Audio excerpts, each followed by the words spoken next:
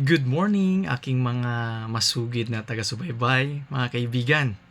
Andito na naman tayo sa ating pag-uusap o sa ating diskusyon tungkol sa paano makapagtapos ang isang estudyante sa kolehiyo. How to survive college life.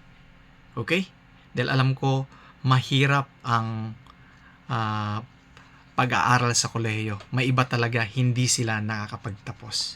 So dito pag-uusapan natin at bibigyan ko kayo ng pointers, lalong-lalo na yung ating mga college student na nanonood dyan. Sana makatulong sa inyo para makapagtapos kayo sa inyong minimithing kurso. Okay? So once again, ito si Kuya Matt, ang inyong masugid na taga-alalay para sa inyong ikabubuti. Dahil alam ko, ang taong marunong makinig sa sinasabi ng kanyang kapwa, kung ito man ay hindi masama, ay talagang makakatulong sa kanya. Lalong-lalo pa kung siya talaga ay may plano para sa kanyang buhay. So, sa ngayon, ang aking mithiin sa aking paggawa ng video na to ay makatulong ako sa mga magulang o mga estudyante natin na grade 12 na napapasok sa college at saka yung mga students natin na nandiyan na sa college. Dahil alam ko maraming trials sa atin bilang estudyante. At para naman sa magulang, hindi ko naman nila lahat, meron din talagang ibang mga magulang na hindi sila nakafocus sa kanilang mga anak. Hinahayaan lamang nila ang kanilang mga anak sa pagpunta sa school, sa college, and then binibigyan nila ng pera na hindi nila iniisip kung anong nangyayari doon. Di magugulat na lang sila na after 4 years na iniisip na tapos na, hindi pa pala tapos. Di ba? So, yan ay pag-uusapan natin dito. So, unang-una sa lahat, kung gusto mo talaga makapagtapos sa kolehiyo, kung ikaw ay estudyante, palagi mong ipagdasal sa Panginoon. Always put God first. Kung ikaw man ay may ibang relihiyon, kung sino man yan ang sinasamba mo, basta yan ay Diyos, ipagdasal mo ang iyong pag-aaral. Dahil para sa akin talaga, lahat ng bagay, pag ito ay ating ino-offer sa Panginoon, sigurado ako, merong blessing dyan. Tayo ay kanyang gagabayan. Okay? Always put God first. Dyan tayo sa una. Pangalawa, papasok ka pa lang sa kolehiyo kung ikaw ay graduate na ngayon na senior high, grade 12. Isipin mo na ikaw ay makakatapos o tatapusin mo ang kursong binigay sa'yo o yung kursong pinili mo. 4-year course or 4 years discipline or 5 years man yan. Tatapusin, hindi yung palipat-lipat. Dahil marami akong kaibigan, porque kaya silang pag-aralin ng kanilang mga magulang, pag sinabi ng kanilang kaibigan o sinabi ng kaibigan ko na maganda dito sa kurso na to, sa next semester, iibahin na naman niya ang kurso niya. For example, nung panahon namin, ang usong-usong kurso is nursing. Ngayon pumasok ako sa kursong AB Political Science, pumasok siya sa education. Biglang second semester, hindi ko na siya nakita sa campus namin dahil nakapag-enroll na pala siya as nursing student. So, ano nangyari? Yung 4 years namin, sa kanya, umatras na uli. Naging 4 years and a half na yon. Dahil ako, 1 year na. Dahil second semester na ang in-enroll ko eh. Siya, another start pa lang ng kanyang semester. So, paano mo matatapos ang 4 years mo kung palipat-lipat ka? Ang worst yan kung every semester ka, palipat-lipat. So, decide to finish your course ng 4 years din. Give justice naman sa iyong magulang na maghihirap o pagpapawisan. Sabi nga nila, dugot pawis ang puhunan ng pagpapaaral sa iyo sa kolehiyo. So ngayon pa lang, isipin mo na, pag ako nag-aral sa kolehiyo, dapat matapos ko talaga. Kami nga, sa aming pamilya, talagang binigyan kami ng kontrata. Ako maalala ko, kung hindi ako nagkakamali, ang sabi sa akin ng aking tatay, ikaw mag-aaral ka ng kursong AB Political Science sa loob ng 4 na taon. Pero kung magluloko ka, 1 taon lang ang palugit dyan. So, all in all, 5 years lang yung contract ko para makapagtapos ako sa college. It doesn't matter para sa akin, sa pagkaintindi ko, kung anong kurso yun. Basta, makapagtapos ka. So ako, nung nag-enroll ako sa aking kurso bilang AB Political Science, natapos ko yun, then, napaikli ko pa. 3.5 years. Di ba nabanggit ko na sa inyo doon kung paano yung mga paraan para mapaikli natin yung pag-aaral natin. So, kung may chance kayo, i-visit nyo yung aking discussion sa paraan para mapaikli natin ang pag-aaral natin sa kolehiyo. But for now, yun muna mga paraan para tayo makapag-survive sa college. So, una, put God first, magdasal tayo para biyayaan tayo at i-guide tayo. Pangalawa is yung ating mind dapat nakaset na matapos natin ang ating kurso doon sa nakalaang panahon na dapat tapusin natin. Pangatlo, avoid friends who are bad influence. Alam ko, pag ikaw ay nanggaling sa probinsya, tapos mag-aaral ka sa kolehiyo, syempre gusto mo talaga magkaroon ka ng maraming kaibigan. Gusto mo na kung si best friend mo, si Pedro, ay ang kaibigan niya is yung mga kilalang personality sa city, gusto mo rin maging kaibigan mo sila. Pero hindi ganoon ang buhay eh. Meron talagang ibang tao na at first impression, ayaw na ayaw niya sa'yo. Dahil yan ang reality. Sa tingin pa lang, ayaw ko yan. Press ko yan eh. So, kung ikaw, mapunta ka doon sa kaibigan na gustong-gusto mo pero bad influence pala, sigurado ako, hindi ka makakatapos. Bakit? Ano ba ang meron sa bad influence? Sa bad influence, ang mangyayari dyan is, pwede kang magoyo nila, pwede ka nilang mayaya sa mga bisyo, katulad ng pagsusugal, pag-iinom, paninigarilyo, at higit sa lahat, paggamit ng droga. Okay? So, pag yan ay pinasok mo habang ikaw ay student pa lang o estudyante pa lang, wala ka pa namang pera eh. Sa magulang mo, ikaw ay umaasa. So, anong gagawin mo? Yung allowance mo, Monday pa lang, ubus na dahil doon sa bisyo. Ang masaklap dyan, dahil nangutang ka nung Biyernes, pagbalik mo nung Lunes, ibabayad mo. So ngayon, yung Monday to Friday mo, wala ka ng pera, anong gagawin mo? Mangungutang ka. Worse dyan, magnanakaw ka para makasurvive ka. Dahil bakit? Kailangan mong bumili ng ulam, bumili ng pagkain, bumili ng projects mo. Di ba? Minsan libro pa, bibili ka. So, iwasan mo yung mga kaibigan na bad influence. Pang-apat, maging wise ka sa pagsama o sa pag-join sa mga organization. Hindi ko naman nila lahat, pero may mga organisasyon talaga, ang purpose nila ay to destabilize o masira ang ating gobyerno. Sa una, lalapitan ka nila sa magandang intention na sasabihin nila na tutulungan ka namin sa pag-aaral, pagkatapos magkakaroon tayo ng mga activity, social activities, magtanim tayo, maglilinis tayo, but unti-unti, tinuturuan ka pala nila na magalit sa gobyerno.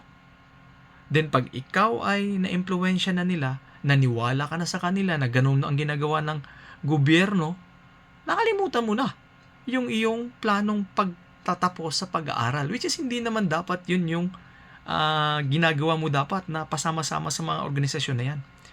At iba pa, ang isa pa dyan is yung sinasabi nilang fraternity at saka sorority. Hindi ko naman nila lahat, pero may iba talaga dyan ay bad influence din.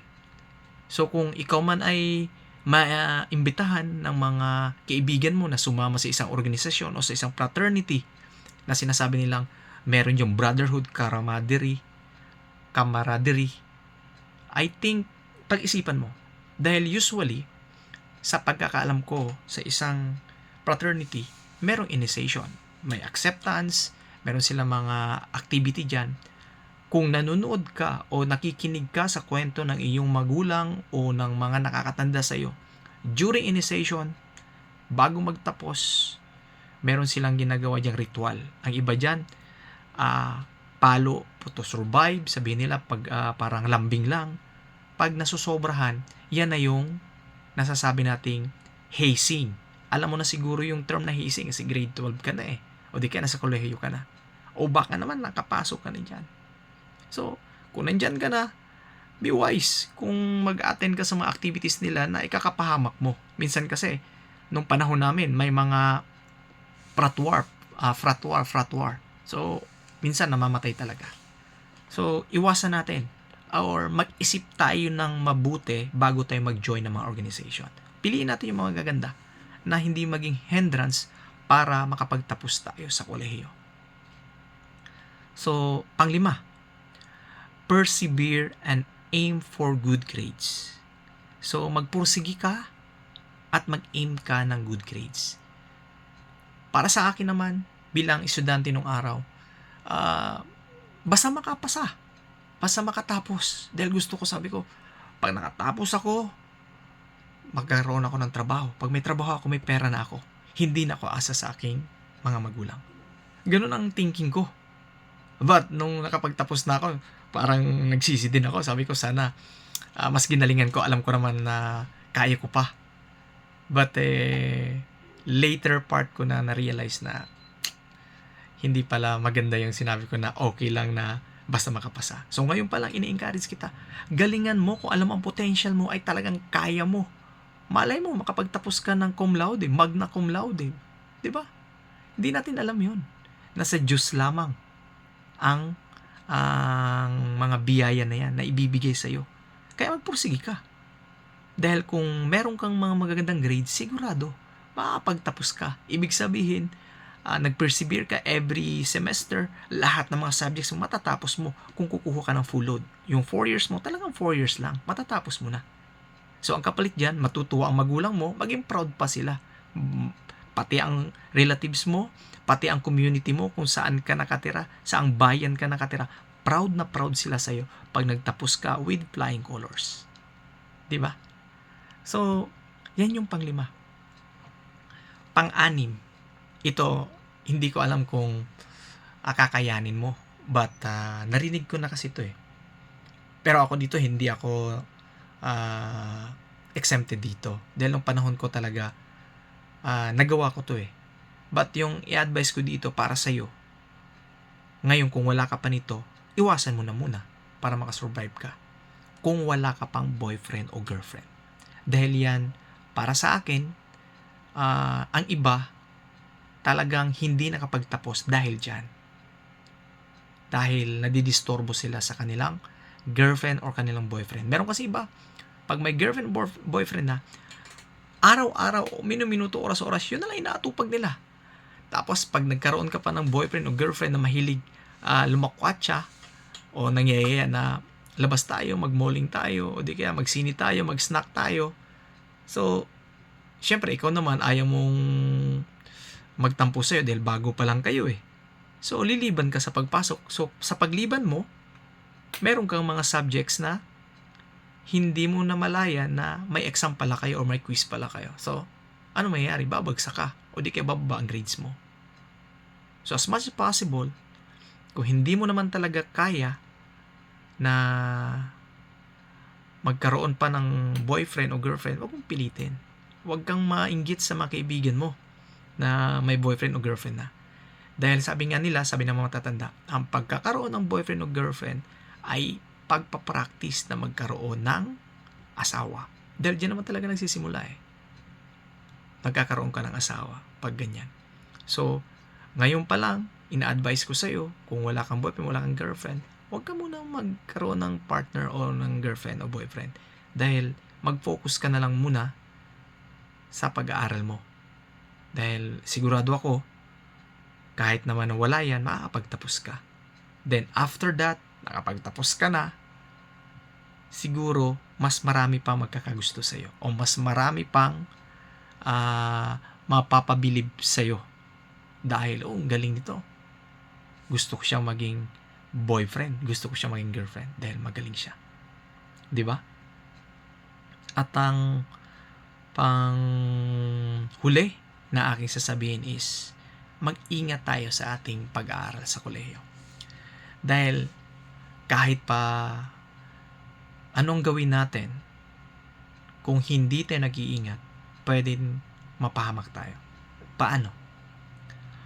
Habang naglalakad, meron nung panahon ko, uso yung cellphone. Parang kasikatan pa lang ng mga cellphone, mga 3310, 3210. Ewan ko kung naabutan nyo pa yan.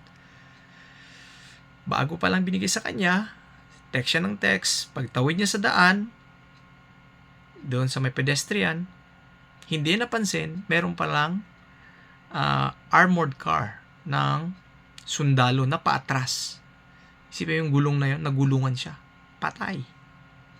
Dahil yung area na yun is nasa tapat lang ng college building or ng school nila. So, grabe hinagpis ng magulang. Bagong cellphone, nasagasaan o naatrasan, patay.